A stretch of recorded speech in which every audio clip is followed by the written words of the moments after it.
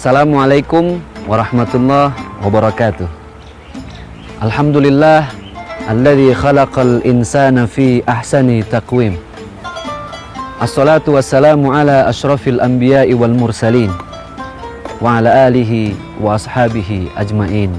Amma ba'd. Pada suatu hari ada salah seorang wanita yang datang menceritakan masalahnya kepada baginda Rasulullah Sallallahu Alaihi Wasallam.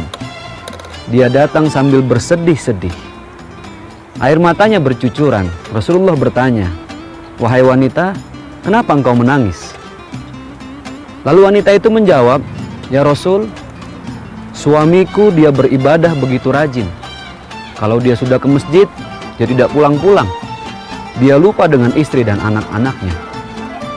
Lalu Rasulullah kembali bertanya, "Apa detik ini suamimu sudah ada di rumah?" "Belum ya Rasulullah."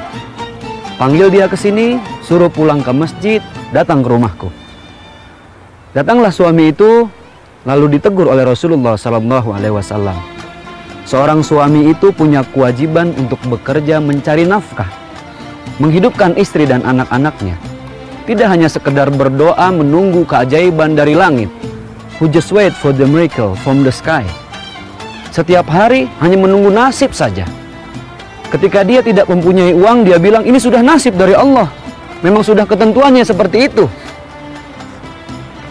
Allah Subhanahu wa Ta'ala memerintahkan setiap hambanya untuk berusaha. Maka di dalam Islam kita mengenal ada usaha, ada ikhtiar, ada doa. Apa itu usaha? Saya kasih contoh.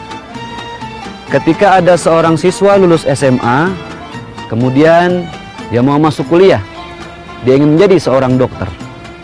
Nggak pernah ada seorang dokter dia bisa jadi dokter tanpa kuliah. Dia harus kuliah. Nah, kuliah adalah usaha. Kemudian ketika dia ingin menjadi dokter, fakultas yang diambil harus tepat. Fakultas kedokteran, karena memang ingin jadi dokter. Nah, ketika seseorang sudah kuliah, kemudian dia mengambil fakultas kedokteran, maka itu adalah ikhtiar.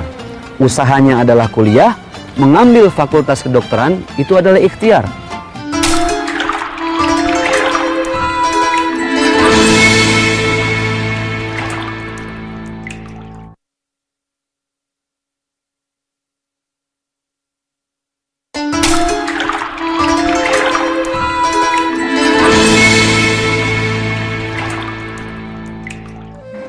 Nah, kalau kita sudah usaha, kita sudah ikhtiar, baru setelah itu kita berdoa.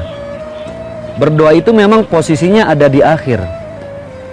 Setelah memeras keringat, membanting tulang, baru kita memohon kepada Allah Subhanahu wa Ta'ala untuk memberikan hasil yang terbaik menurut Allah. Jadi ketika kita berdoa, berdoalah dan mintalah yang terbaik menurut Allah. Jangan meminta yang terbaik menurut kita. Kenapa? Karena apa yang terbaik menurut kita itu belum tentu terbaik menurut Allah. Tapi yakinlah, apa yang terbaik menurut Allah itu pasti terbaik untuk kita. Alhamdulillah, seperti di mana sekarang saya berada, di Sahih Monumen.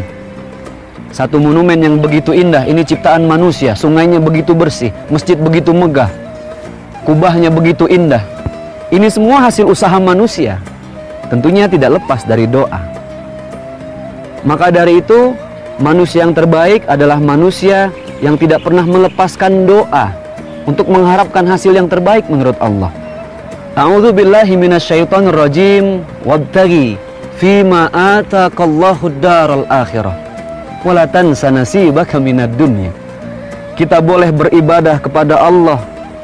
Kita boleh taat kepada Allah. Kita boleh bertakwa kepada Allah, menjalankan semua syariat perintahnya, menjauhi larangannya. Tapi ingat, kita ini hidup di dunia. Hidup di dunia harus belajar dari kehidupan, bekerja keras untuk masa depan, dan berdoa kepada Yang Maha Menentukan. Banyak orang yang belajar dari kehidupan, dia sukses, menjadi orang paling kaya di kampungnya. Tetapi subhanallah, dia tidak berdoa kepada Yang Maha Menentukan. Berapa banyak seorang profesor, kuliahnya S1, S2, S3, tapi pada akhirnya dia harus mengakhiri hidupnya dengan begitu tragis, membunuh dirinya sendiri. Kenapa? Karena dia ingin hasil yang dia dapatkan harus sesuai dengan usahanya. Padahal manusia itu hanya dikasih hak untuk berusaha. Hasil Allah yang maha menentukan. Kita ini tidak diberi hak sedikit pun untuk menentukan hasil.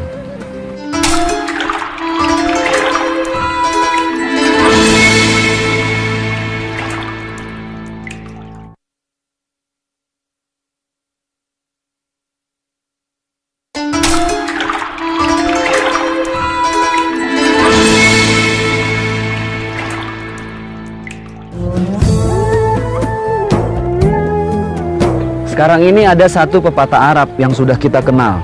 Manjadda wajada. Barang siapa yang bersungguh-sungguh, dia yang akan mendapatkan. Waktu di pesantren, saya pernah belajar mahfuzat. Ijhad, wala taksal, wala takun ghafilan, fanadamatun uqba liman yatakasal. Bersungguh-sungguhlah, uletlah, jangan pernah putus asa. Karena bagaimanapun yang namanya penyesalan itu milik mereka yang malas. Tidak ada suatu kesuksesan tanpa diawali dengan langkah pertama.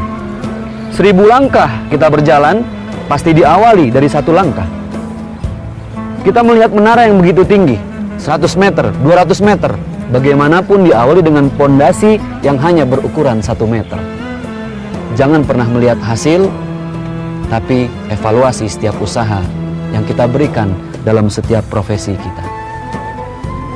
Allahumma antal qawi wa nahnu du'afa, antal ghani wa nahnul fuqara. Engkau yang maha kaya ya Allah, kami hambamu yang serba fakir.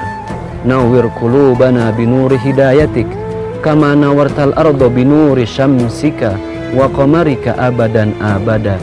Ya Allah ya Tuhan kami, terangi hati kami dengan cahaya hidayahmu, sebagaimana engkau menerangi bumi ini dengan cahaya mataharimu. Rabbana atina fid dunya hasanah wa fil akhirati hasanah wa qina azabannar walhamdulillahi rabbil alamin. Selamat berbuka puasa. Assalamualaikum warahmatullahi wabarakatuh.